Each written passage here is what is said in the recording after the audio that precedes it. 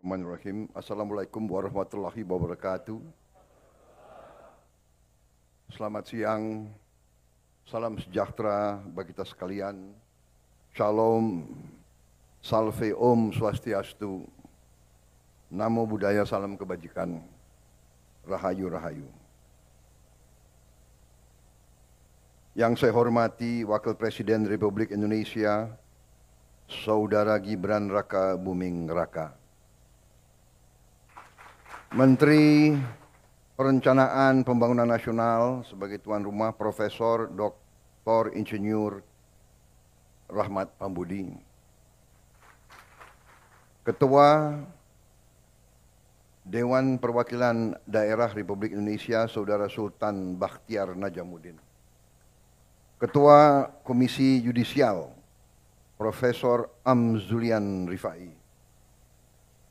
Ketua Badan Pemeriksa Keuangan Republik Indonesia Ibu Isma Yatun yang mewakili. Ketua Badan Legislasi DPR RI Saudara Bob Hasan.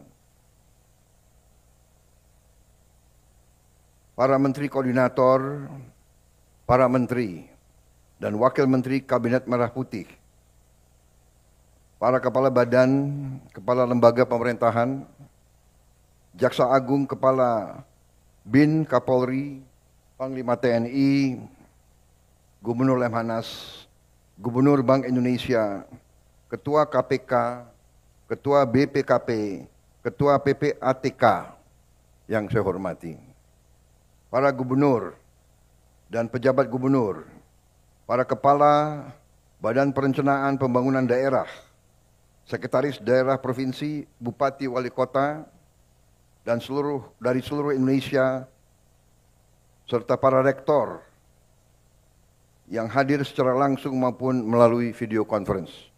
Yang saya hormati dan saya banggakan, hadirin undangan yang berbahagia.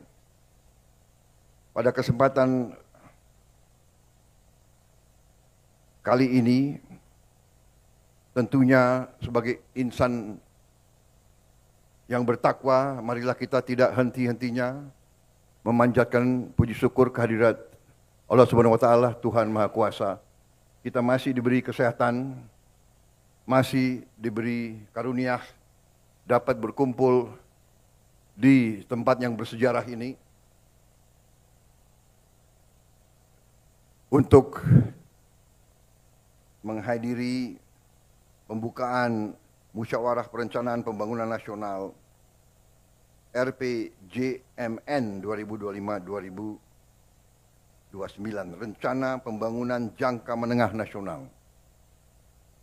Dalam kesempatan kali ini saya ucapkan terima kasih kepada Kepala Bappenas dan seluruh jajarannya, serta seluruh gubernur dan kepala Badan Perencanaan Daerah, Pembangunan Daerah, yang telah bekerja keras menyusun dan menghasilkan rencana pembangunan jangka menengah ini. Saudara-saudara sekalian, dalam hidup bernegara ada beberapa filosofi bernegara yang bermuara kepada faham ekonomi. Ada faham yang sangat kuat di negara-negara barat tadinya, yaitu yang berpendapat bahwa suatu pembangunan ekonomi tidak perlu direncanakan, bahkan tidak boleh direncanakan. Mereka menganut pemikiran yang disebut neoliberal sekarang, bahwa yang mendorong ekonomi adalah pasar. Pemerintah itu hanya sebagai regulator dan sebagai wasit.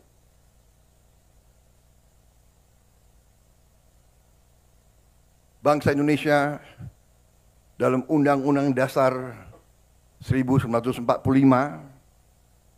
pendiri bangsa Indonesia tidak menghanut faham itu.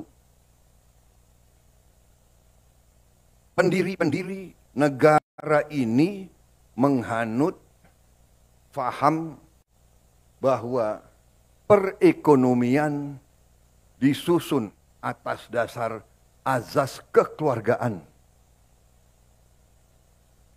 Pemerintah bukan hanya wasit. Pemerintah bertanggung jawab. Pemerintah dipilih oleh rakyat. Pemerintah harus menjadi pengayom rakyat. Pemerintah harus jadi pemimpin. Pemerintah harus jadi pelopor. Pemerintah harus menjadi pengelola. Pemerintah harus memanage ekonomi. Pemerintah harus menjaga segala kekayaan bangsa Indonesia.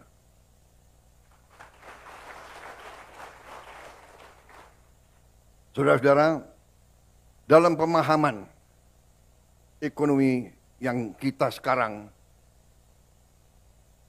wajib dan pantas untuk menyebut ekonomi kita ekonomi Pancasila. Bahwa ekonomi Pancasila itu adalah penggabungan antara yang terbaik dari pemahaman pasar bebas, kapitalisme, yang terbaik dari ekonomi yang direncanakan, planned economy. Itu Pancasila. Antara pasar bebas dan antara ekonomi yang direncanakan. Bahwa Presiden pertama membuat rencana pembangunan semesta 8 tahun. Kemudian Presiden kedua melanjutkan dengan rencana pembangunan 5 tahun. Bahwa kita berdiri di gedung ini, gedung Bappenas, ini mengingatkan kita bahwa ekonomi kita harus kita berpegang teguh. Ekonomi kita adalah ekonomi Pancasila, ekonomi yang berazas kekeluargaan. Bahwa kita masih teguh, masih berpegang bahwa pembangunan harus direncanakan. Kita mengerti dan kita paham bahwa belum tentu rencana yang terbaik mencapai sasaran 100%. Tetapi azas kehidupan bernegara mengajarkan kepada kita tanpa perencanaan kita tidak tahu arah yang harus kita lakukan. Dalam setiap organisasi, dalam hidup swasta, dalam korporasi pun harus ada perencanaan. Apa rencana strategis kita? Apa yang akan kita mencapai? Saudara-saudara sekalian, karena itu jelas bagi setiap pemerintah kita diarahkan oleh pembukaan Undang-Undang Dasar Negara Republik kita 1945.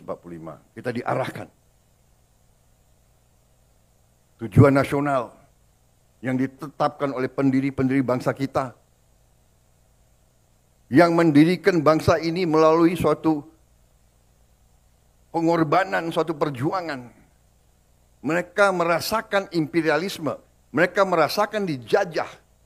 Mereka merasakan bahwa kita, warga negara Indonesia waktu itu adalah warga negara kelas 3, kelas 4.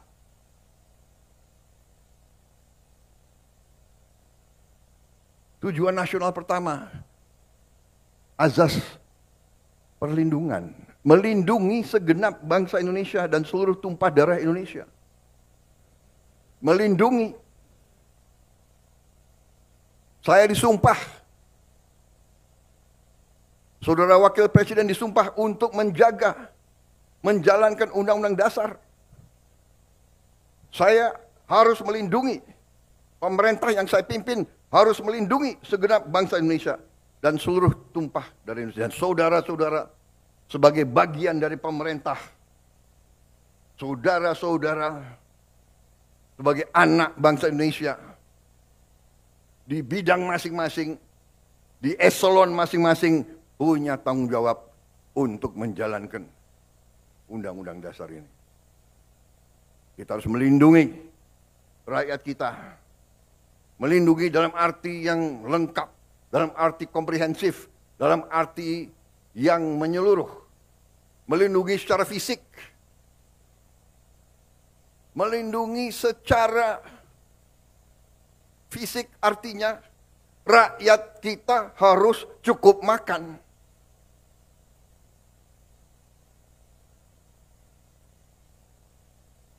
Melindungi secara fisik rakyat kita harus cukup makan.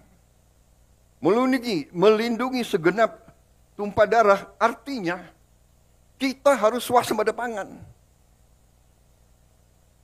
Bagaimana kita mau lindungi segenap bangsa kalau kita tidak bisa jamin makan? Tidak ada negara, tidak ada peradaban tanpa pangan. Saya ingatkan saudara-saudara sekalian. Mari kita kembali ke dasar pengetahuan. Jadi perencanaan pembangunan nasional ini penting.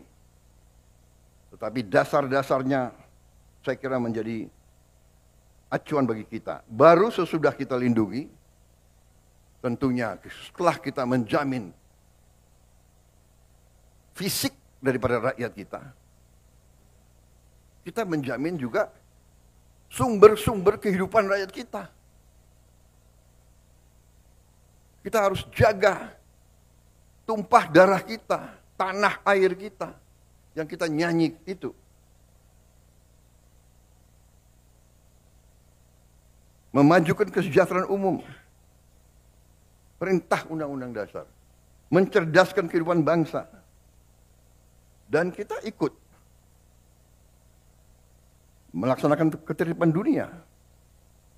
Kita juga berperanan. Tapi bagaimana kita berperanan kalau rumah kita tidak beres? Kalau dapur kita tidak beres? Jadi saudara-saudara, ini penting saya sampaikan karena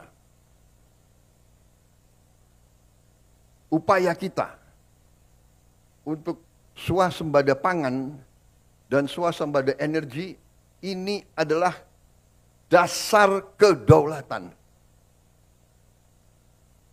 Dasar kedaulatan. Begitu kita menjamin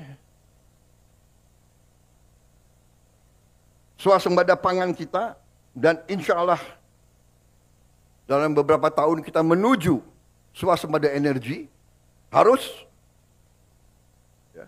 Karena ada budaya di bangsa Indonesia ini saya perhatikan, ya, segelintir tentunya, tapi kadang-kadang segelintir orang-orang yang menganggap dirinya pintar. Selalu meragukan kemampuan bangsa Indonesia. Rasa rendah diri.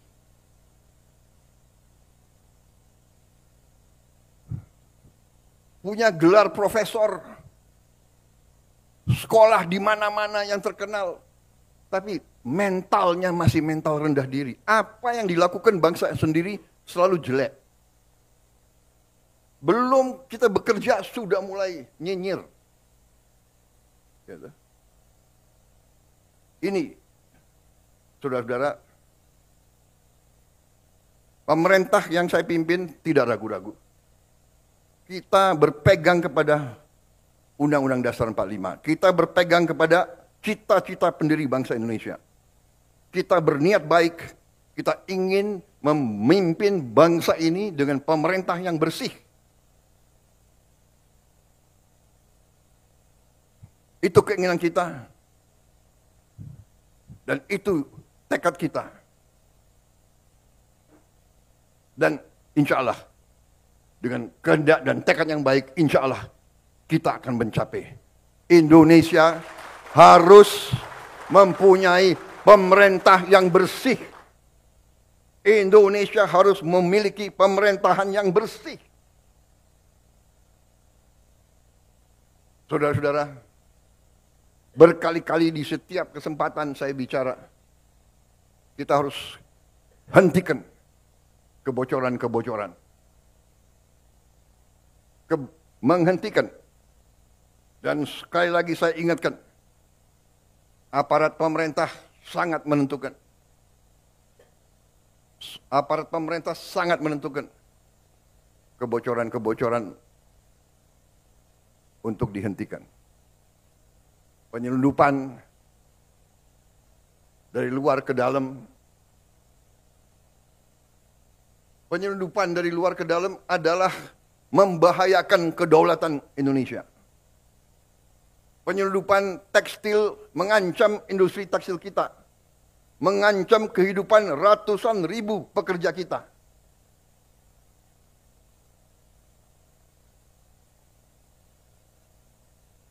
Saya nanti akan cari ahli-ahli hukum, apa wewenang yang bisa saya berikan kepada aparat. Apa kapalnya ditenggelamkan?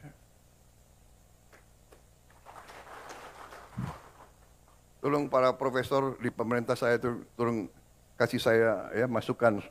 Nanti saya dibilang nggak ngerti hukum lagi. Tapi kalau dia mengancam kehidupan rakyat Indonesia, kalau perlu kita tenggelamkan kapal-kapal itu. Dan saya mohon ya, kalau sudah jelas melanggar, jelas mengakibatkan kerugian triliunan, ya semua unsurlah. Terutama juga hakim-hakim, ya vonisnya jangan terlalu ringan lah.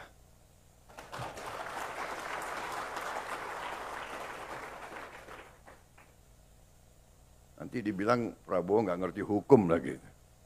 Tapi rakyat pun ngerti, rakyat di pinggir jalan ngerti. Ngerampok triliunan, kalau triliunan, ratusan triliun. Vonisnya sekian tahun. Nanti jangan-jangan di penjara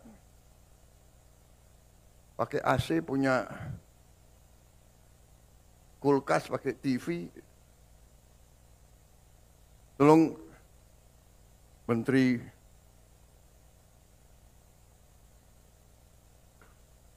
Pemasyarakatan ya,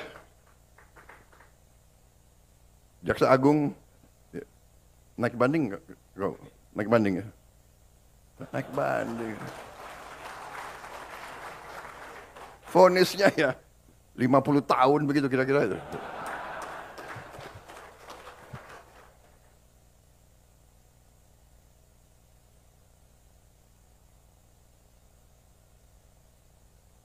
Kita semua, mari kita kembali ke jati diri kita, kembali ke 17 Agustus 45, cita-cita pendiri bangsa kita. Saya tidak mau nyalahkan siapapun, ini kesalahan kolektif kita. Mari kita bersihkan. Makanya saya katakan, aparat pemerintahan kita gunakan ini untuk membersihkan diri, untuk membenahi diri sebelum nanti rakyat yang membersihkan kita. Lebih baik kita bersihkan diri kita sendiri. Rakyat Indonesia sekarang tidak bodoh, mereka pinter-pinter. Semua orang punya gadget. Sudah lain, ini bukan 30 tahun yang lalu, ya kan? Ini bukan 20 tahun yang lalu. Jadi saudara-saudara, Musreng Bangnas ini saya gunakan kesempatan ini untuk tadi ucapan terima kasih, dan ini ada kesempatan untuk diperbaiki, saya kira ya kan, masukan dari daerah-daerah, dan juga saya minta kebesaran hati, kebesaran jiwa kita semua. Rakyat saya yakin akan sabar. Rakyat kita rakyat yang baik. Mereka mengerti siapa yang di atas jalan yang benar, siapa yang tidak di atas jalan yang benar. Saudara-saudara sekalian. Jadi, marilah kita berbuat yang terbaik. Dalam arti perencanaan ini kita laksanakan dengan realisme, dengan hal-hal yang konkret. Ya. Terima kasih. Ada angka tadi, ya kita memang saya mencanangkan pertumbuhan 8%. Banyak yang tidak yakin dan tidak percaya. Ya kita buktikan. Belum tentu kita akan capai 8%. Tapi sekali lagi, ya, pemimpin-pemimpin yang berani, pemimpin-pemimpin yang besar dalam sejarah pengalaman saya sendiri, dalam karier saya sebagai prajurit, kalau saya hadapi musuh yang berat, saya harus yakin saya akan berhasil, saya akan menang. Kalau tidak, kita nggak berani berbuat. Bung Karno menyampaikan, mengatakan kepada kita, gantungkan cita-citamu setinggi langit. Kalau kau tidak mencapai langit, minimal kau jatuh di antara bintang-bintang. Itu memang istilahnya memotivasi kita. Kalau Belanda dulu mengatakan bahwa kita ini tidak pantas merdeka, tahun 45. Belanda mengejek kita. Apa? Kamu? Hei, orang Indonesia, hei orang pribumi, kau mau merdeka? Bikin peniti saja tidak bisa. Dulu kita dituduh bikin peniti saja tidak bisa. Tapi kita mau merdeka. Proklamasi kemerdekaan kita berapa itu? Mungkin tiga baris ya. Proklamasi yang tersingkat saya kira dalam sejarah dunia, iya kan? Hal-hal yang menyangkut pemilihan akan pokoknya administrasi belakangan deh, merdeka dulu, kan begitu. Tapi sekarang tidak, administrasi harus baik, ya kan? Kalau enggak dikejar BPKP, KPK, BPK, kita administrasi baik. Makanya ada Badan Perencanaan Nasional, ada Bapeda. Tapi saya minta kebesaran jiwa dalam arti ini. Ada prioritas kita. Ya, jadi mungkin KL-KL sebagian tidak akan mendapatkan anggaran yang dicita-citakan. Saat ini, nanti kita lihat perkembangannya. Ya, jangan ganggu Menteri Keuangan terus. Karena Menteri Keuangan itu bertanggung jawab pada saya. Waktu saya Menteri Pertahanan, selalu saya dibatasi oleh Menteri Keuangan.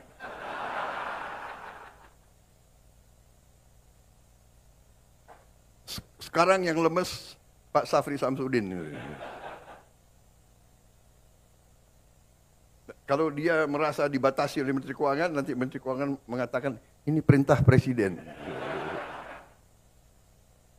Setelah saya jadi Presiden, saya harus mikir, ya kan? Pertahanan sangat penting, tapi anak-anak ini harus makan.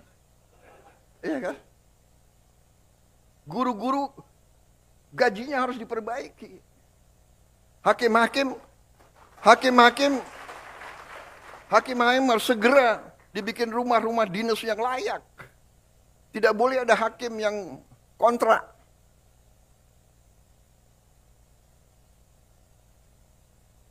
Menteri Perumahan ngangguk-ngangguk. Terima kasih Menteri Perumahan. Tambah rambut putih aku lihat kau itu. Baru 2 bulan udah. Tapi masih senyum, saya terima kasih. Jadi ini juga para gubernur, para bupati ya, yang ikut rapat ini melalui video conference, saya mohon juga jiwa besar dan kesabaran. Mungkin ada beberapa yang harus kita dahulukan. Tapi percayalah ujungnya nanti gubernur bupati yang akan merasakan. Contoh, dana desa adalah sekarang 1 miliar 1 tahun. Benar ya? Dengan program makan bergizi, ya, itu nanti uang yang beredar di desa mungkin akan naik 5, 6, 7 kali. Saudara-saudara sekalian. Jadi bukan yang kita akan tambah, tapi melalui mekanisme yang kita yakin harus sampai ke sasaran. Harus sampai ke sasaran. Dan untuk seluruh aparat, seluruh eselon, ya, budaya markup, budaya penggelumbungan proyek dan anggaran itu adalah korupsi.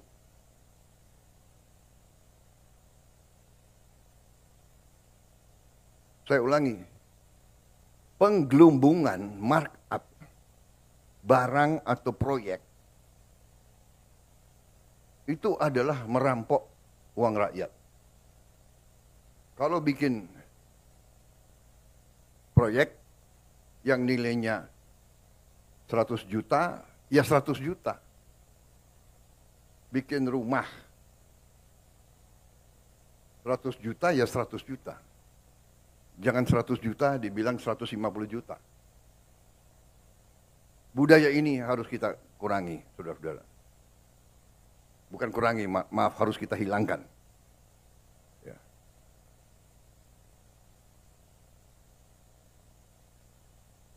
Saya tidak akan ulangi angka-angka, saudara sudah sering dengar ceramah saya, ya, apa itu ICOR, incremental capital output ratio kita terlalu tinggi. Kenapa? Ya kebocoran. Saya juga tidak akan paparkan di sini laporan-laporan yang saya terima, kebocoran-kebocoran, kehilangan uang dari judi online, dari penyelundupan, dari illegal mining, dari illegal logging, dan sebagainya. Tidak dalam kesempatan ini, tapi pada kesempatan lain, kalau perlu, di sidang kabinet sudah saya paparkan, nanti khusus mungkin bupati dan gubernur saya undang khusus. Bukan saya apa-apa, saya tidak mau menurunkan moral daripada anak-anak muda kita. Tapi rakyat harus yakin, harus bertekad bahwa kita sekarang ingin melaksanakan pembangunan nasional dengan mengurangi segala bentuk kebocoran, manipulasi, markup, akal-akalan, dan sebagainya. Dan ini membutuhkan kerjasama semua pihak. Yudikatif, legislatif, pemerintahan, aparat. Semua kita harus kerjasama. Tadi saya katakan, ya, rakyat kita itu bukan rakyat yang bisa dibohongi terus. Sudah jelas kerugian sekian ratus triliun. Vonisnya seperti itu. Ya. Ini bisa menyakiti rasa keadilan.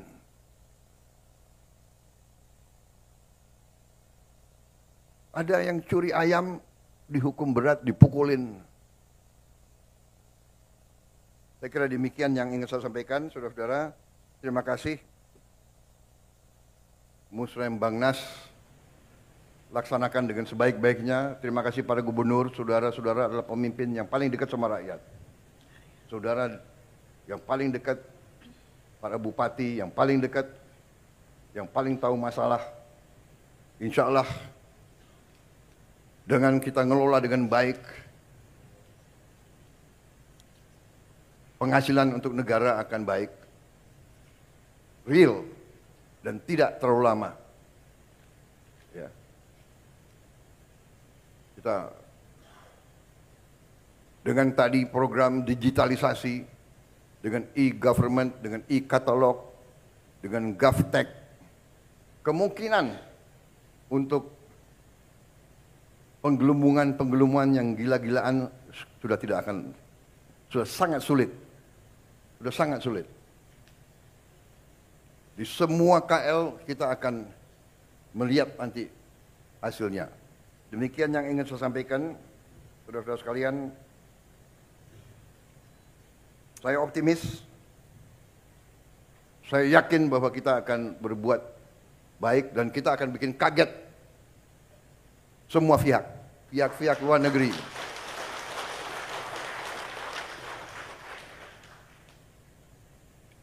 Saya malah ditantang oleh ada pihak-pihak dari luar negeri yang tantang saya. Mereka yakin kita tidak mungkin 8%. Kalau mencapai 8%, saya akan dikasih makan malam gratis. Saya boleh pilih menunya. Saya akan pilih menu yang paling mahal. Tapi karena saya sudah saya harus mengurangi berat badan, jadi bagaimana itu? Terima kasih Bappenas dan seluruh jajarannya atas kerja keras saudara-saudara. Terima kasih Bapeda, Gubernur. Kita melangkah menatap hari besok dengan gagah, dengan keyakinan. Kita kompak. Kita bersyukur kepada Tuhan, bersyukur negara lain penuh kesulitan, negara lain penuh ketegangan, pertikaian.